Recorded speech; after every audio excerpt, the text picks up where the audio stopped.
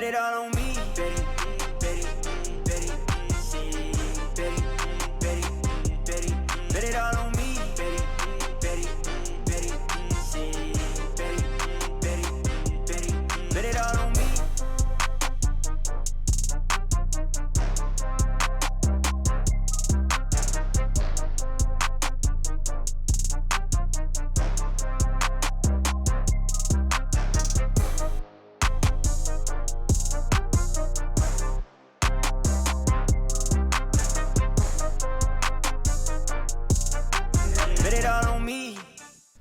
Welcome to On the Sidelines. We have a new open. We have a new set for this week, but you still have us.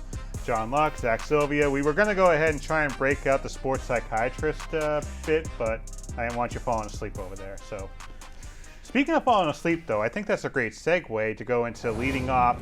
And the New England Patriots, despite what some people saying being their surprise team for 2025, fell flat on their faces at Gillette Stadium to open the 2025 season, losing to the Las Vegas Raiders 20-13. This was just a flat-out debacle, especially in the second half, Zach. And, I mean, kind of taking some time following the game, I just continue to maybe get a little angrier and angrier as I think about how that second half went for the New England Patriots.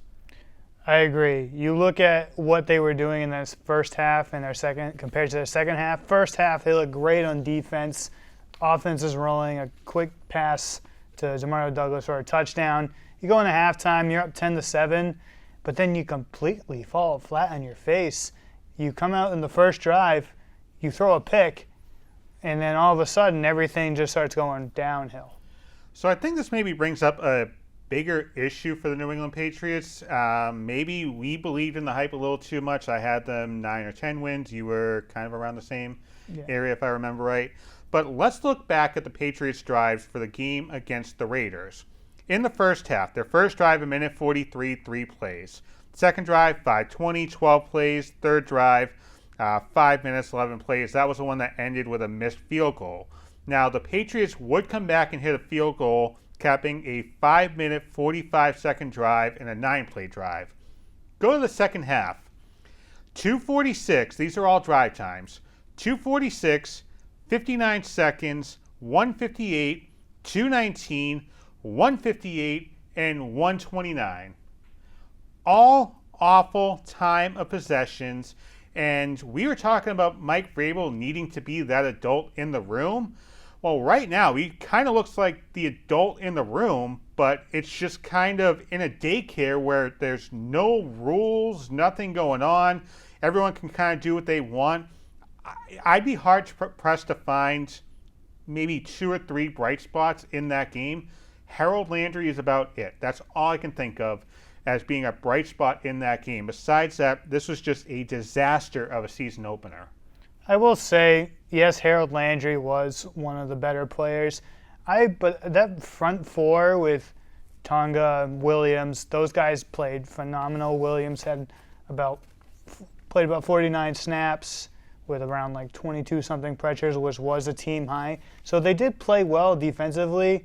Landry looks really good, especially for being a wasted money type of pick. But besides that, their secondary looked awful. Besides Carlton Davis on a couple of plays, not really that great. Carlton Davis should not even be allowed back into the Patriots facility after allowing a 3rd and 20 to be converted into a first down because he decided to go in while the wide receiver went out. The New England Patriots got absolutely outcoached by Pete Carroll, of all people. Pete Carroll made this team look like the Carolina Panthers against the Jacksonville Jaguars week 1. Pete Carroll's a great coach. I'm not going to put it past him. Yes, he outcoached Mike Vrabel in that game entirely.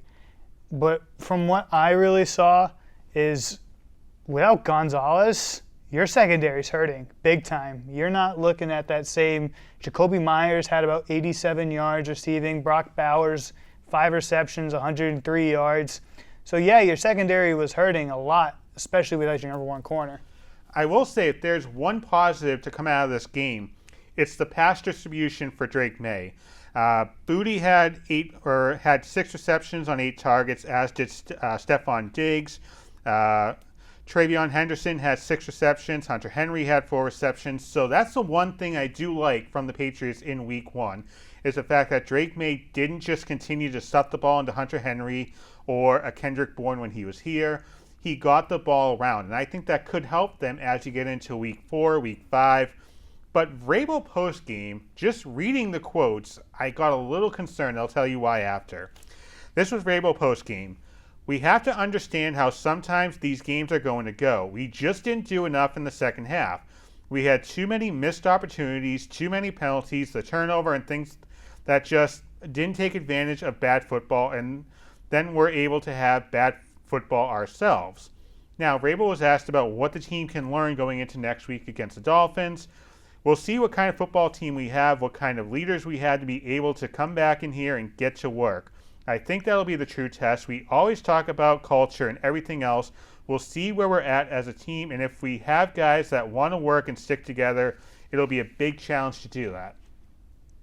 Doesn't that sound like somebody else who recently coached the Patriots didn't have a good 1 year doing it? Gerard Mayo? Does that kind of sound like a Gerard Mayo statement? I don't know if you're hearing Gerard Mayo. I'm not really hearing Gerard Mayo. I feel like Mayo would have probably stumbled more with his words there. But talking about team culture and how there were bad moments, we played bad football ourselves, to me it just sounded like a Gerard Mayo statement. See, I don't think it did. I think it's a different type of, you get a different type of environment. Obviously, what they want to build on is identity. You look at that and you see guys, yes, obviously they lost. Miami looked, completely brain dead on Sunday against Indianapolis. The Patriots didn't look much better. No, they didn't. You're right. But also when Daniel Jones is throwing almost 200 yards and looking like Sam Darnold reincarnated on the Vikings, it's not a great sign for them. Geno Smith threw 362 yards. Which was the most amongst all quarterbacks. Yeah. And the other thing about Drake Maye that is concerning is he got sacked 4 times. You go back to last year, he was sacked 34 times in 2024, and that was, 12 games, 13 games before he finally got named the starter? Mm-hmm. He already got sacked, almost an eighth of what he got sacked in 12 games last year just in the first week. You think TJ Watt's going to be something to look at when you get into week 3 against the Steelers or when you face the Buffalo Bills? If this is the offensive line and what it's going to look like going throughout the season, Drake Maye is not going to make it to week 10.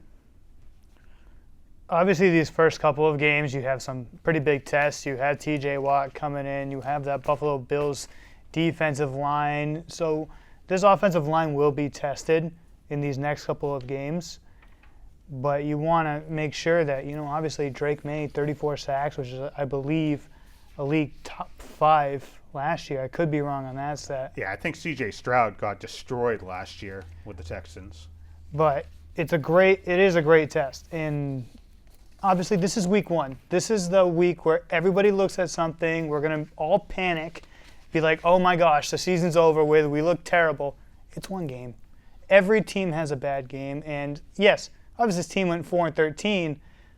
It's 1 week. We have 17 more weeks of football to improve. But can you really go with the this is 1 week method when you go into the second half and you don't have a drive that lasts 3 minutes? You don't have a drive that really is more than 6 plays except for that last drive when the Raiders gave you the field goal. The Oakland Raiders just smacked the Patriots around in that second half because they understood Drake Maye had a hard time reading the zone defense. They used Max Crosby as a decoy for some plays, and the offensive line just looked spooked, especially in that second half. I mean, there were times Crosby wasn't involved in the play, and they were still giving up sacks in the backfield. To me, those are week 2 or week 3 preseason things to work on. Don't forget, week 3 of the preseason, we give them crap because it's week 3 of the preseason. They got their doors blown off by the Giants. So this is 2 ugly outings in a row. Obviously, yes, it's not what you want to see over the past 2 weeks. But I'm going to stick to it's the first week. We've seen this before with other teams, and we've seen teams go to the freaking Super Bowl and win. I'm not saying the Patriots will win the Super Bowl. You said that last time. I did not. You're putting words in my mouth. What I am saying is It is too early to tell. It is too early to panic. Patriots Nation, we have a whole long season ahead of us. We do not need to freak out. Patriots Nation, we have a season ahead of us. I have a feeling it's going to be bumpy. It's going to kind of resemble 23 and 24. Hold on to your seats for takeoff because we're going to have ourselves a rough landing by the time we get to December and January. Maybe I need to use the therapy coach. All right, we'll take actually, one more quick thing. I talked about the drives. How about the possession by quarter? So in the first quarter, the Raiders held on to the ball about the same as the Patriots. In the second quarter, where the Patriots actually looked really good, I think, the Patriots had the ball for 11 and a half minutes. Then we go to the fourth quarter. I mentioned those drives being an issue. The Raiders had the ball for 10 minutes and 6 seconds. The Patriots had the ball for 4:54. Those are the drives that are going to kill your defense and really has players like Carlton Davis gasping for air because he'd been on the field for 10 minutes in the fourth quarter chasing around relatively talented receivers. It's never what you want to see. Obviously, we know that if the team with the more possession, with the more time they've had on the field, most of the time, almost 99% of the time, they're going to win the game. So, yes, it's not something you want to see out of your offense. All right, let's take a break. I think I need to kind of decompress a little bit. I'll yell about the Red Sox coming up here because, look out below. Roman Anthony is injured. How could this affect the Sox postseason hopes and, more importantly, 2026?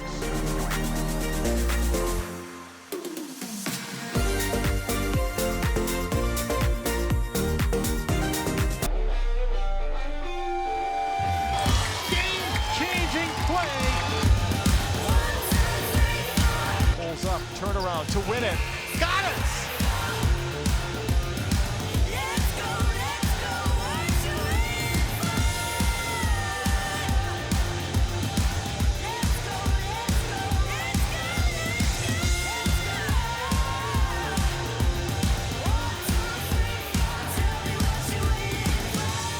Welcome back to the madness. Back here on the show, and we're starting to slowly get into fall, which means it's time to talk about, dare I say, postseason baseball, maybe for the Red Sox, although things may have taken a turn for the worse.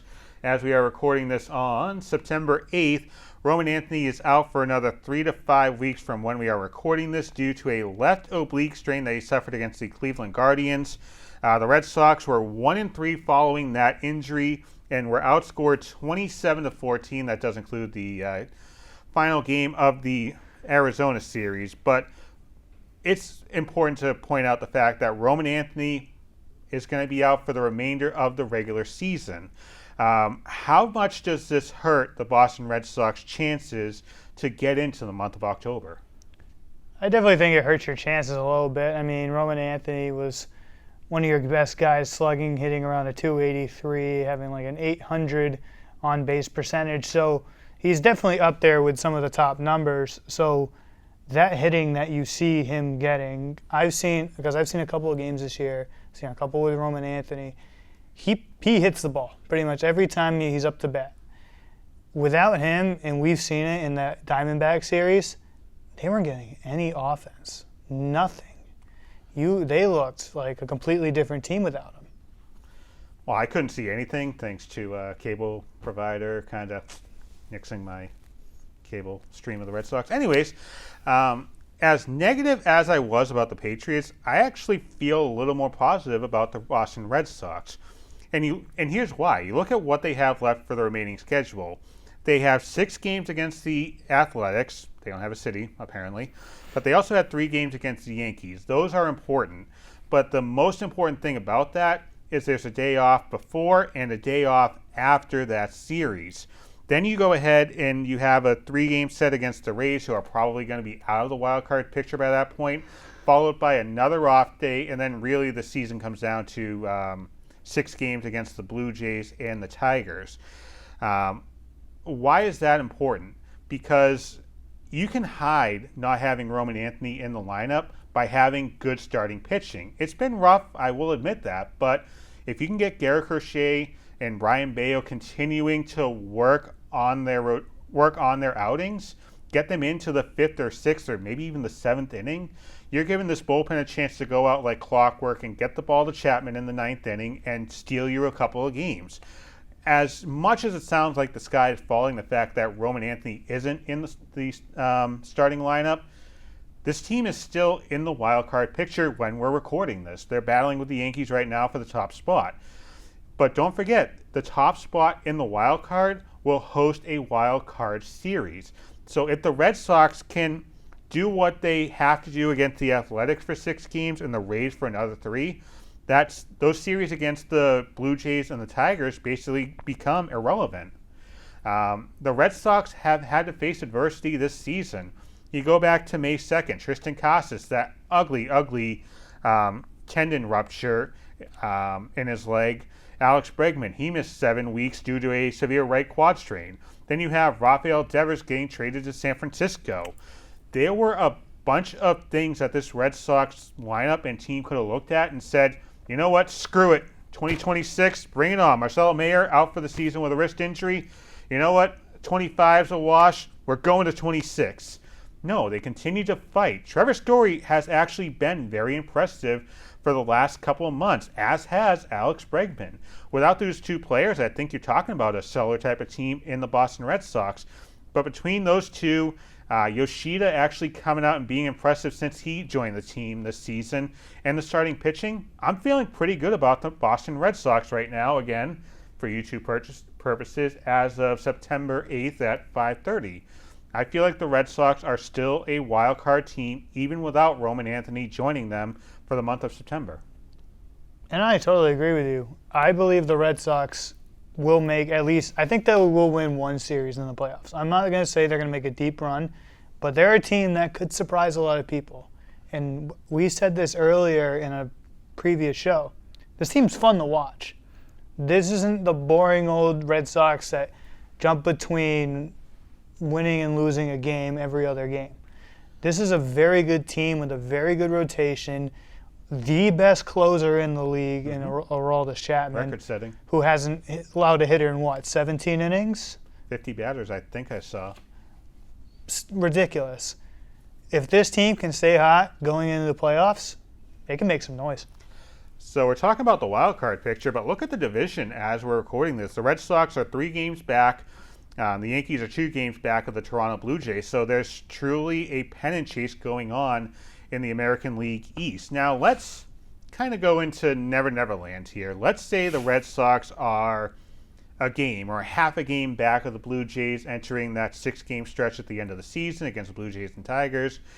Do you consider, if he's okay playing, pushing Roman Anthony to play in those series to try and get you either a division title, which would essentially get you a bye out of the wild card round and maybe buy you some more time, or at least hosting the wild card series at Fenway Park? That's a tough one because you don't want to further risk his injury. But if you were to somehow get that number 1 spot in the AL and you get that bye, yeah, I could say that you definitely try to at least push him for at least playing 1 or 2 games in the series. You don't have to push him to play all 3 because he's still coming off of the oblique injury. But I'd say if you're in that spot, absolutely. I mean, the one thing that's going to kill the Red Sox is the fact that I think the Blue Sox season is winding down, so you don't have the option to, have them go down and do a rehab assignment. But if you get to the Toronto-Detroit series, you're probably talking about at that point for his diagnosis, maybe jumping ahead a week or 2. And if you're telling me that you can have Roman Anthony DH and not play the field, I think that would be the better option. But again, this comes down to discomfort. And is he gonna allow himself to go out there and swing a bat, wholeheartedly and trying to swing this team into the playoffs for 2025? I think that's something he has to think about as well as the team. I think he also knows at this point he has something to prove, and he wants to be able to say that I've helped this team at such a young age. We're the exact same age, him and I. If that makes you feel any older. I mean, you weren't around for like high definition television debuting. I'm sorry then, my fault. But it really comes down to his mental state. You said it. If he's feeling uncomfortable, don't even risk it. Wait till the playoffs. You'll still play, but you won't get that bye. But if he is that type of athlete and he's going to be like, okay, I want to play. Like, I don't want to just sit here and watch my team lose game after game after game without me. It's really all his mentality. Realistically, if the Red Sox are facing the Yankees in the wild card series, I'm feeling awesome about that. If it's at Fenway Park, that's going to be a 2-game sweep. Like, the Red Sox have had the Yankees number for most of 2025. Anybody should feel great about that. So if this involves Roman Anthony maybe playing once or twice just to get this team over the hump, in that Toronto-Detroit swing, I think you have to do it if he wants to do it. But if he truly is hurt, you also have to save him for 2026 and, further. And this brings up another question. Does Roman Anthony's injury and Marcelo Meyer's injury history maybe make you have a little bit of pause when you think about this team's success in 26, 27, 28? No. They're young. They're talented. They'll be okay. Roman Anthony, I think this is his first big injury, but Marcelo Meyer, we've been through this a few times in his build-up through the minor league system. I think he probably could have been up here last year for the call-ups when they call up 2 players, but he has had injury history, and to me, it feels like with Marcelo Meyer, you're flirting with the comparison of Nomar Garciaparra. He was always injured. When he was on the field, he was great. He would hit and have great situational hitting. He'd be on there for a stolen base threat, but injuries always marred Nomar. Like, you think when the Red Sox hosted the All-Star game in 1999, I remember it being a big story, the fact, will Nomar Garciaparra play in the All-Star game? And this was something the Red Sox had to contend with every single night for as long as Nomar was on the team. And the one thing that worries me is the fact that Marcelo Meyer is kind of walking that same path in terms of injury history. Now, it's not his fault he gets injured. I mean, you don't go out there and say, please, break my wrist. I want wrist surgery. No, it's just bad luck in the way that the proverbial ball bounces. But something to think about here is Trevor Story can opt out following next season. So, in essence, following 2026, it's going to be truly Marcelo Meyer or bust. Now, with one of the top prospects in Christian Campbell, it's already, for 2025, has been a bust, I think, because they had him up here for the first month or 2 of the season, but he just continued to diminish offensively, and they sent him down to Worcester to hopefully convert him into a first baseman, outfielder, second baseman, shortstop, wherever the Red Sox need. But with Marcelo Meyer, I think that does bear watching when you get into the end of 2026 if Trevor Story does opt out and go for, another contract somewhere. And, oh yeah, Alex Bregman could not be with the Red Sox following this season. First off, I think they rushed Campbell in way too quickly by putting him in the opening day lineup. Secondly, obviously you want Mayer to be healthy. You want Anthony to be healthy. You would like to retain Story. You would like to retain Bregman. But that's just how business works. If another team's going to give him more money, which the MLB gives out probably the most money besides any soccer league in the world. Don't you talk about my soccer team, kid! I am not shelling out another dime for the apron! Oh, that's NBA, never mind. Back to Liverpool, Linda. Let's go! But you obviously want these guys to, have them build around it. They bring that veteran presence. But to have these young guys healthy, it prepares you for your future as a team and what you could possibly do in the future. All right, we're going to take another break here. Coming up, we have the buzzer, and America's national nightmare is here. There are commercials and 7 hours of commercial-free football. More after this.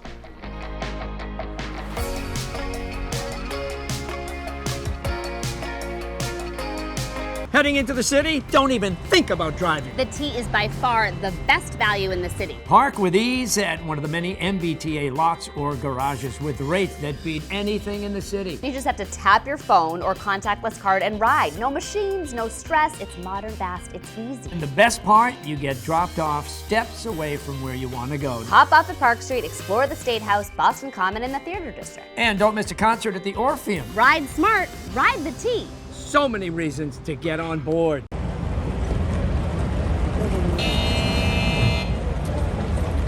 Week 1 of the NFL season has come and gone by the time you're watching this.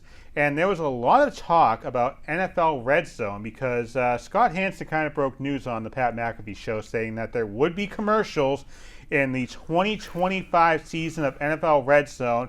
And holy smokes, did social media almost collapse on itself. Because we were going to have a Whopper commercial coming in as you had someone diving for the pylon in a must-win situation.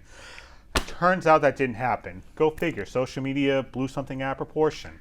Turns out that there was exactly 1 minute of commercials in a 6.5-hour broadcast. Commercials in Red Zone football. Did you have an issue with it? No, I watched Red Zone pretty much the entire day. I barely noticed the commercials. Football was on the entire time. Most of the time when it was a commercial, they did that little side panel with another box of the game still going. The internet blew up over this. This was completely nothing that we were freaking out over. I get the worry. I mean, it's not 7 hours of commercial-free football. It was 7 hours of Red Zone football. We had a single minute, and they play games the entire time. Are we this soft as a society? We'll talk more about that in overtime if you want to watch that, because I'll have my own takes on that. But to throw hissy fits and temper tantrums on social media, tweeting out on the keyboard, I'm never going to watch Red Zone football because I'm going to have to watch a Lowe's commercial, blah, blah, blah. That's ridiculous. All Red Zone did was have 15-second commercials when you had between plays happening. Guess what? Most of the time, you're going to be looking down at the bowl of dip as you have your chip in there, and by the time you look up, the commercial's gone. And here's something to think about, geniuses on social media. I saw on social media, people were freaking out because there were the banners around the screen. Guess what? It's been that way for 3 years on NFL Red Zone. Watch TV. Then you can go online and complain. I'm sick of people just continuously complaining before things even happen. Now listen, is it something that could increase in the future? Probably. But here's something to think about as well. I talked about my cable provider kind of screwed me out of the Red Sox for a week. It only costs about $10 to $12 for a month for Red Zone. That's what, $48 roughly for the season, give or take, maybe $60. Mm-hmm. You don't want commercials? Fine. Go ahead. Buy NFL Sunday Ticket on YouTube TV for $300 for the season. Be my guest. Or you can go ahead, suck it up, Buttercup, and watch 15 seconds of Wingstop. Because God knows we as a society are eating wings at football games anyways. I should probably be one to speak. But anyways, that's my thoughts on that. Red Zone football is and has been the same for the last couple of years. This changes nothing. If I was Scott Hansen at the end of the day, I'd tell social media just kick rocks. Here's your minute of commercials. I really didn't care about it. I feel better now. When we come back, we will talk more about Week 1. We do have some PSAs to air, so we'll have that coming up here. In overtime, which you can watch on the BTV YouTube page, we'll react to Week 1 of the NFL season. Also, Chapel Bill is, he's having his own little meltdown aimed at the New England Patriots. More in overtime.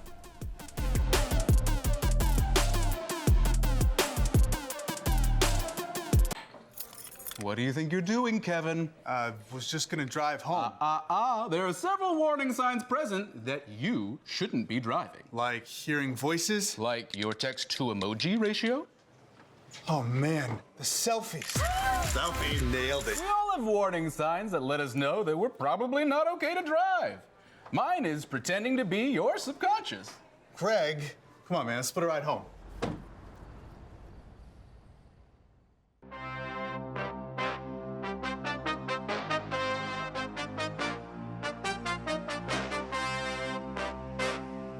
On the Sidelines, overtime coming at you. John and Zach here with you. We talked about the New England Patriots looking like a dumpster fire in week 1.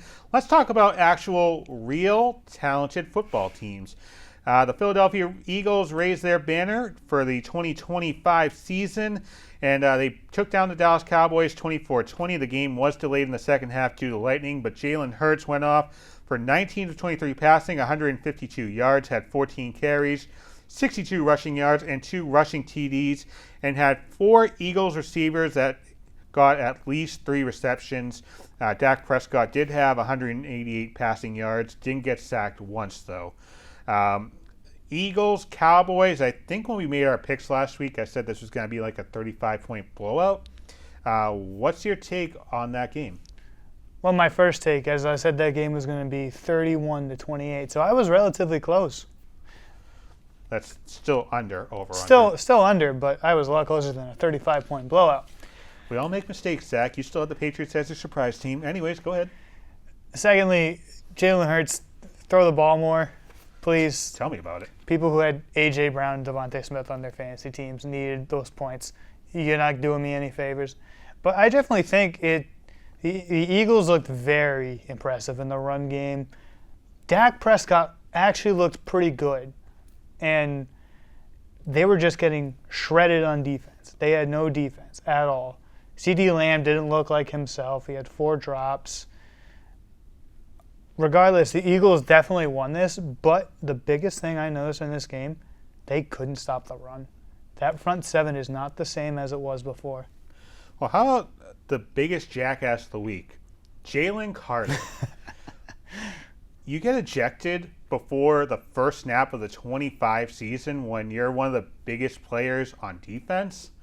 You easily win Jackass of the Week there. Now, it did come out that Dak Prescott did spit, but it was not in the vicinity of Carter, so then Carter got up on Prescott. And what video were you watching? That was right towards him. It looked like it was at the ground. Dak Prescott was rage baiting. But in football, what's the one thing they always say? They always get the person who retaliates. Bingo. Just look at Travis Kelce when, he pushed someone past the line of scrimmage and someone decided to punch someone in the head with the helmet. It was a slap. It was a punch with a helmet, so maybe he's the second jackass. Well deserved. Sorry. I didn't say that. All right, on to the next game here. That would be Pittsburgh and the Jets in a weird, freaky Friday type of deal here as Justin Fields, Aaron Rodgers facing their former teams from last year. Rodgers actually looked impressive, I think. 244 yards passing, 4 touchdowns. Justin Fields, also impressive, had 3 total touchdowns and had 262 total yards. There were 8 lead changes in this game, and this game actually came down to Jalen Ramsey basically squaring up the wide receiver and knocking that ball out of his hands. This was a great game to watch on RedZone when there weren't 75 commercials to worry about. But overall, Pittsburgh could be a sneaky team, actually, in 25. Pittsburgh looked very impressive. And their weirdest thing was they actually looked good on offense, which we had so many questions coming into the season, like, what was Aaron Rodgers going to be like? Was that offense going to succeed? Yes, they have DK Metcalf, but you don't have him and George Pickens, so how is that going to work out? They completely shut us up, putting up 34 points against a pretty good defense. You talked about, if I remember, I don't want to put words in your mouth here, but I think you said something to the effect of after 1 week, the Patriots can still turn it around, and, we're putting too much stock in 1 week of the season, right? I think you could almost say the same for the Pittsburgh Steelers. I think maybe we are jumping the gun a little bit. I think for the Steelers to be a successful team in 2025, they need Aaron Rodgers to be completely healthy. They need Ben Skoranek to be completely healthy. They need Pat Freiermuth to be completely healthy. And they also need DK Metcalf to be completely healthy. If those 4 players can be completely healthy on the offensive side of the ball, then I think they do have a shot at the AFC North. But we've seen in the past, this team, the current roster has injury issues going back through different stages in everybody's career. So if Aaron Rodgers ends up looking like the Aaron Rodgers with the Packers, where he played 15 or 16 games and had 250, 275 passing yards, then yeah, the Steelers are going to be good. But this was also against the Jets. This was the first game for the Jets as well. I mean, MetLife Stadium almost sounded like a home game for the Pittsburgh Steelers, watching those terrible towels being waved around. So I think that game actually has more interest in the Steelers, I think, than the Jets. I mean, the Steelers fans, they travel pretty well. We've seen that prior, in other games. And yes, you didn't put words in my mouth. I said that it's week 1. There's still things that we could still see. And this is a thing for Pittsburgh that they kind of do a lot of the time. They look really, really, really good early in the season. But after that halfway point, it's kind of, they don't look like the same team. They start losing games. They stay above 500, for Mike Tomlin, thank gosh. But again, yes, it's still too early to see. Who knows? The Jets could be a very good team, even though with this loss, they still put up 32 points. Justin Fields looked really good. Yeah. But again, long season. See, I'm kind of in a different boat with you on the Steelers. I think they always start off awful and win a bunch of games in the middle of the season to always get them to that 9-8 mark, so they can always say we're 500 or better. Mike Tomlin's job is safe forever. Next game here on the rundown, Green Bay and Detroit. This was a weird game. I think you talked earlier about the Patriots saying if you had the ball longest, odds are you're going to win the game. The Green Bay Packers didn't have the ball as long as the Detroit Lions. The Detroit Lions had the ball for 35 minutes compared to the Green Bay Packers' 24 minutes. And yet the Packers come away with the 27-13 victory. Jared Goff, 31-39 passing, 225 yards. Jordan Love, 16-22 for 188 yards and 2 touchdowns. This was also Micah Parsons' first game with the Green Bay Packers. We'll get to the game in a second, but overall, that major trade between Green Bay and Dallas, what do you think of it? Dallas. After the game against Philly, they needed a pass rusher. They couldn't get to Jalen Hurts whatsoever. And going back to the time, yes, obviously the team with the more time usually wins. But also if the team with less time is putting up points every 2 minutes, then yeah, you're going to win. It was just a weird game to watch altogether. I mean, you look at third down, Detroit 5 of 15, Green Bay 4 of 10. Fourth down, which is where Dan Campbell usually makes his money for the Lions, they were 3 of 4, Green Bay was 1 of 1. But don't forget, this was also the first game that Detroit didn't have their defensive coordinator nor their offensive coordinator from a year ago, and I think you started to see that here. Jared Goff just almost looked lost. I mean, except for a few passes to Amon-Ra St. Brown, I mean, Jahmyr Gibbs just had a difficult time getting anything going behind the line of scrimmage. Green Bay met any Lion basically at the line of scrimmage. Green Bay's defense looked far more impressive than I think any of us thought what they were going to be. And Micah Parsons only had 1 sack, and that came when the game was pretty much over with. So either this Green Bay team is way better than we thought, even without Micah Parsons, because he didn't really play too much of a role. And then Josh Jacobs, his 9th straight game with a touchdown. He had 19 carries and 66 yards. Then we got the game of week 1, I think. We don't know how Chicago, Minnesota's going to go. But Buffalo, Baltimore, holy smokes. You want to talk about a great game. Josh Allen going off for nearly 400 yards passing. Derrick Henry almost killing me in fantasy football, had 18 carries, 169 yards, over 115 in the first half, to go along with 2 touchdowns. How about this? ESPN has a win probability thing that kind of looks like the EKG chart. Mm-hmm. With 4 minutes and 48 seconds left, Baltimore had a 99.1% chance of winning. We go to the 2-minute warning, Baltimore's chance of winning down to 74.2. And finally, with 1:05 left to go, 66.4% chance of winning the Baltimore Ravens in that game. And some way, somehow, Josh Allen pulling a horseshoe somewhere up there and having a comeback for the ages in Buffalo, the last season opener in that stadium. I mean, that was just nuts to watch the final 5 minutes of that game. That might have been the best Sunday night football game that we have seen in a long time, especially to open the season. Props to Josh Allen. Unbelievable performance. Also, I didn't have to go against him in fantasy, but that's another story. It was unbelievable. Baltimore had them with around 4 or 5 minutes left. They were up 40-25. You had the game in the bag, but your player, who almost had 200 yards rushing, he forgot how to hold a football.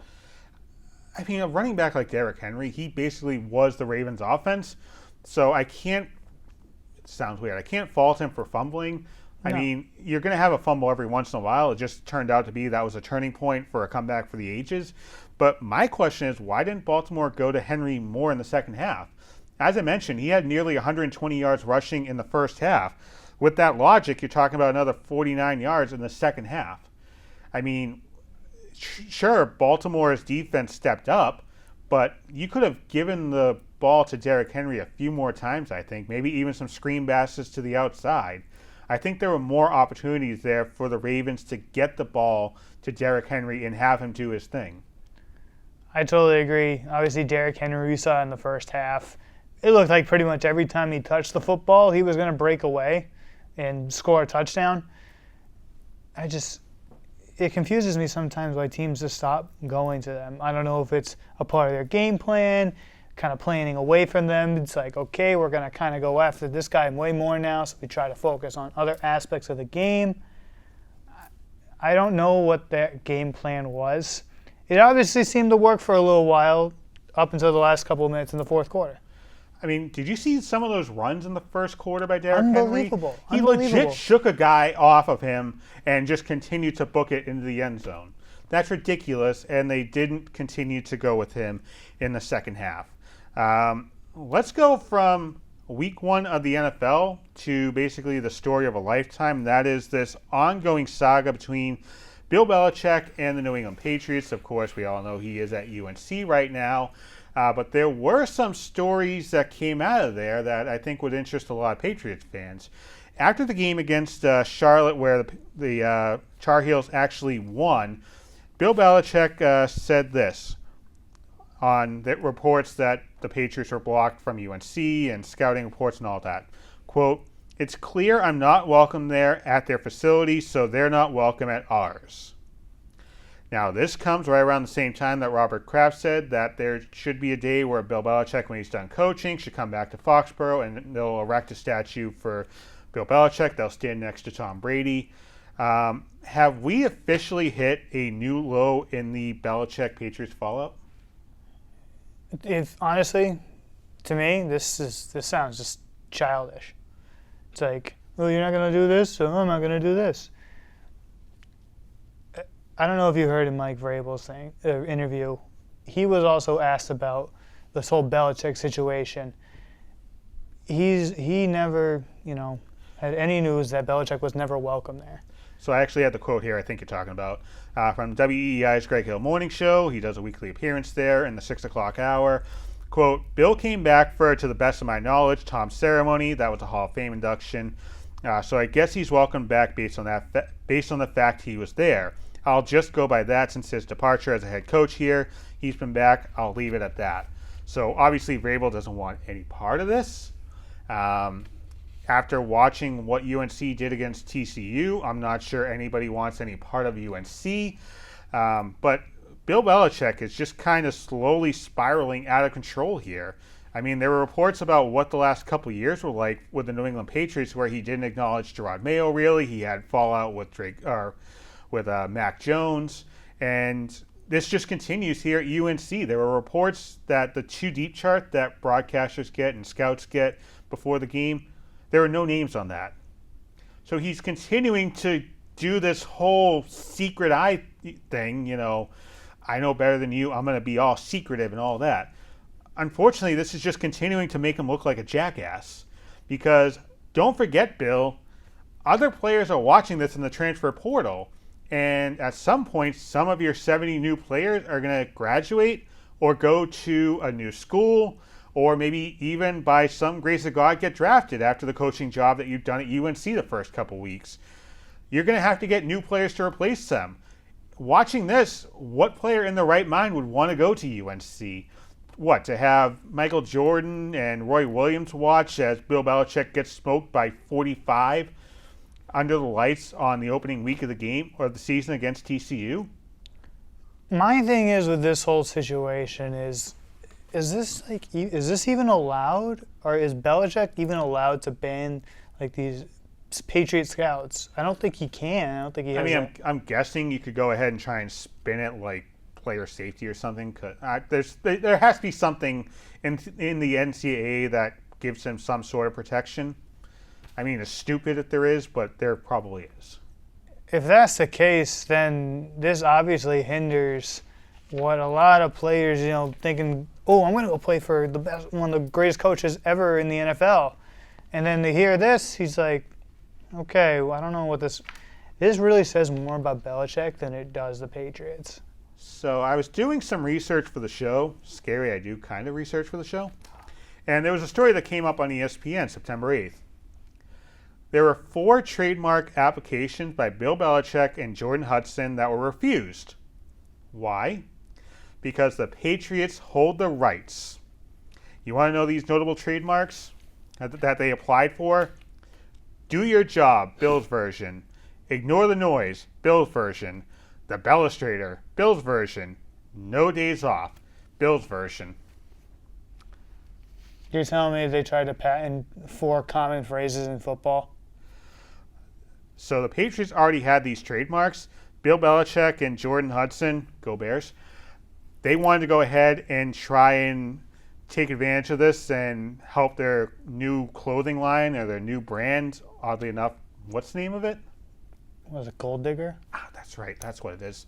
Anyways, so the fact that the Patriots already held the trademark, you're basically blocking Bill and his, whatever she is, from making money off of these because the Patriots hold the rights. See, my question is, does this have to do more with Bill Belichick, or is, I'm not going to say any names, has something to do with somebody else in his life? Go Bears. We have more coming up here on the Sidelines Overtime. We'll make our picks for week 2 after the break.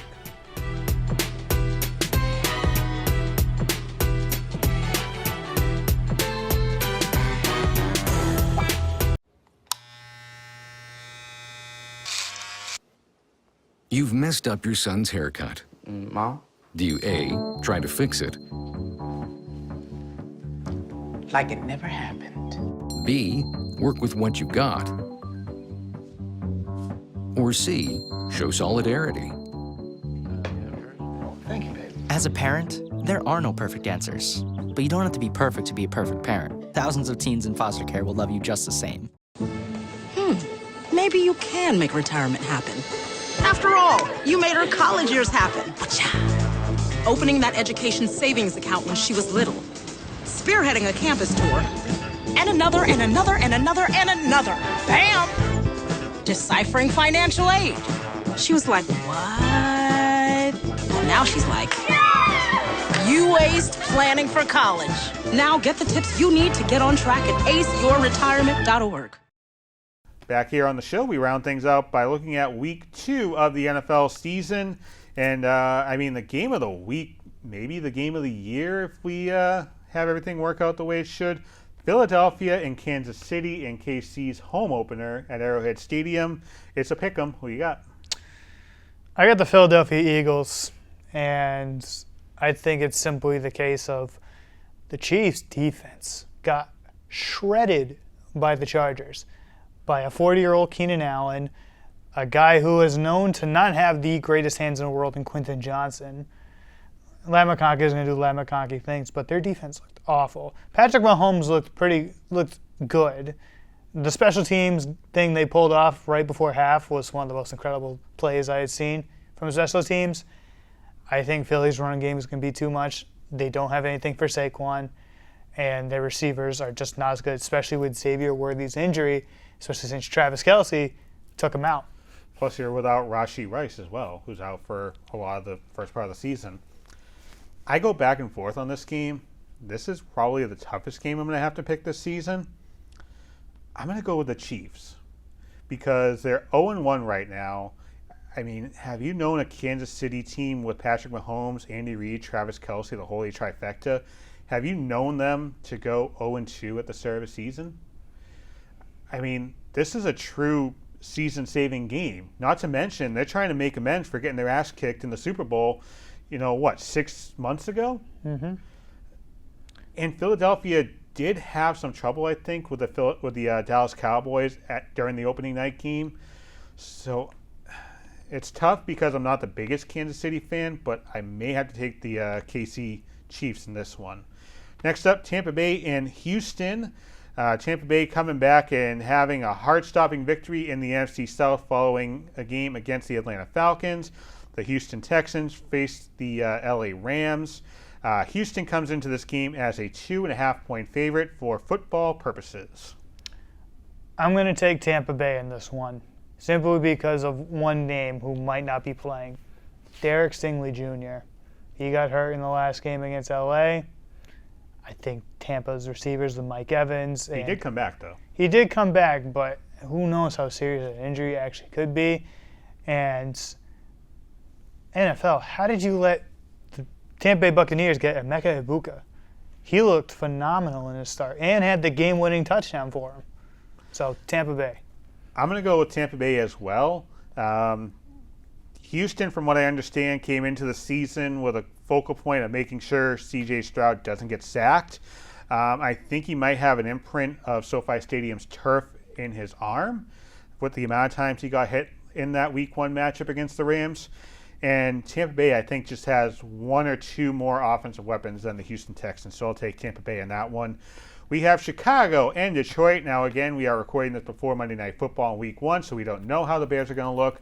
But the Detroit Lions coming into this game, as awful as they looked in that Week 1 game against the Packers, as 4.5-point favorites. I'll start off with this one. I'm not a fan of the 4.5, but I think Dan Campbell is going to rally the troops around, and this is going to be a much different looking Detroit Lions team in Week 2 than Week 1. So I'll take Detroit. I don't know if I like the 4.5, though.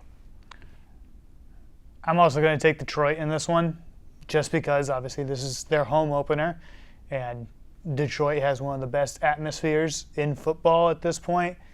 And I thought Gillette Stadium did. Well, but I just think rallying the troops, I don't think Dan Campbell's going to let that team fall to 0-2. I think if they're close, I think he's going to run on the field putting on pads himself and try to win the game. You want to talk about 0-2? How about this next game? Giants and Dallas. Loser will fall to 0-2. Dallas comes in as a 6-point favorite. After what I saw in that Week 1 game against Philadelphia, I like Dallas. This is going to be a surprise pick. I have the Giants in this one, simply because that I have no idea. You have no idea how that Giants front seven defensively is going to look against Dallas's front five. Brian Burns, Dexter Lawrence, Abdul Carter. Those are three really good names. I think the Giants stop those guys defensively. Obviously, don't think Russell Wilson's going to have as bad of a game as he did. Obviously, because Washington. I think the Denver Broncos fans said that every week for 2 seasons. He won't be as bad next week. Oh man, we're down 34-3. I think it's going to be a close one. I think this one's going to come down to a game-winning field goal. I won't say the score, but I think Giants win a game winner. Seattle and Pittsburgh, a rematch of Super Bowl 40. I don't even think you were around for that one, but Pittsburgh comes in as a 3-point favorite. Yes, I was. You were around for that one? I've been around since the first Patriots Super Bowl. Oh, no, second. Okay, so you're maybe 3. Okay, so I don't think you maybe registered Super Bowl commercials. No, I didn't. Anyways, Pittsburgh, 3-point favorites for Aaron Rodgers' home opener.